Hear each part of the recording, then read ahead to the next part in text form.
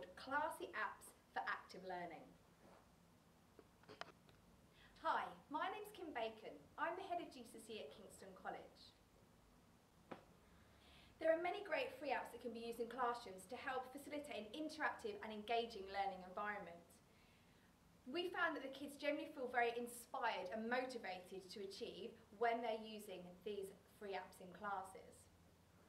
The kind of applications that we've been using are things like mind mapping tools. We've used quiz making apps, personal organisation apps, where they can actually sit, put in their homework and set reminders.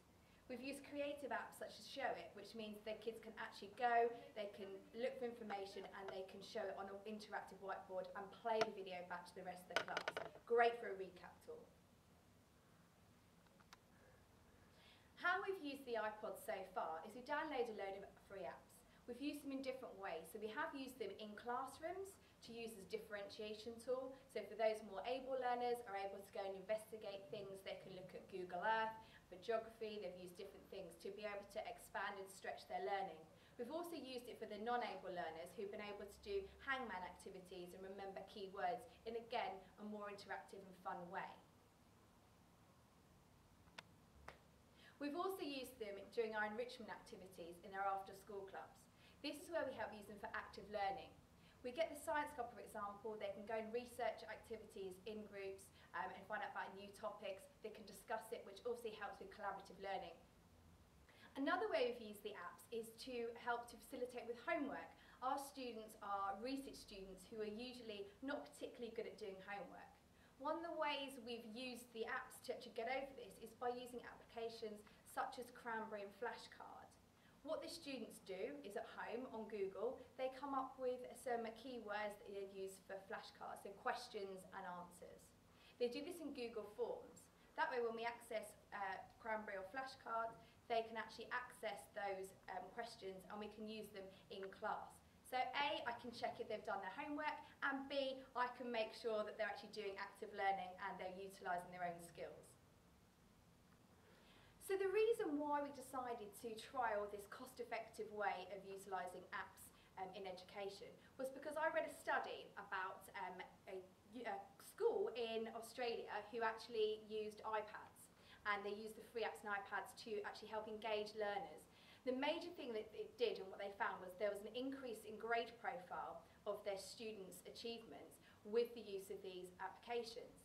Now, they found that the reason for this is it engaged learners who ordinarily wouldn't have access to this kind of technology at home. So it motivated them, it made them want to learn and engaged them in a way that other teaching resources couldn't do. Different ways. First one would be to familiarise them with the actual iPads and free apps themselves so they can work together as a team and have hands-on experience of it. The next part of it would be for me to take video footage of me in a classroom using the resources. So staff can physically see how you actually set these situations up and see how they can be used and managed in a classroom environment.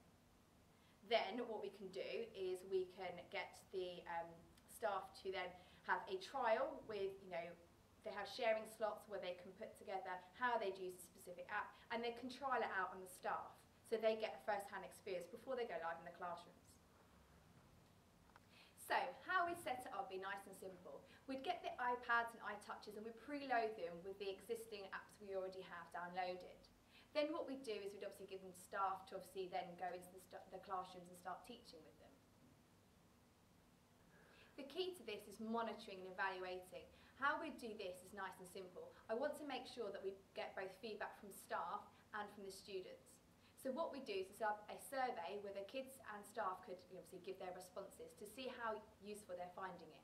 We'll also do an investigation to see how they increase the grade profile overall from using these from the revision time in May to the actual final exams. One major thing we've got at the moment is we have just done the predicted grades for the students. Therefore, we know what GCSE predicted grades they have. One major benefit of this is be using the apps during our revision sessions, which we held in our enrichment slots after school. We can then see if there has been a difference between using the apps in these revision sessions and an increase in the grade profiles overall. Okay, so why does this project deserve funding? Simple. What this does is it helps to increase engagement, participation, motivation, and hopefully increase in achievement at Kingston College. Our aim is to look at the wider community as well. What we hope to do in this project is to actually write a case study to explain what we've done, how we've done it, and what the outcomes were. We're also going to produce a guide similar to this, which clearly details the free apps that we have used and also how they can be used in a classroom environment. What we will then do as part of our case study is we'll evaluate each one of these apps based on the student and staff feedback that we've got, and we'll include that into the package. So there's a clear, comprehensive guide of how they're used, how good they are, and what the student feedback is. That's why we want the money.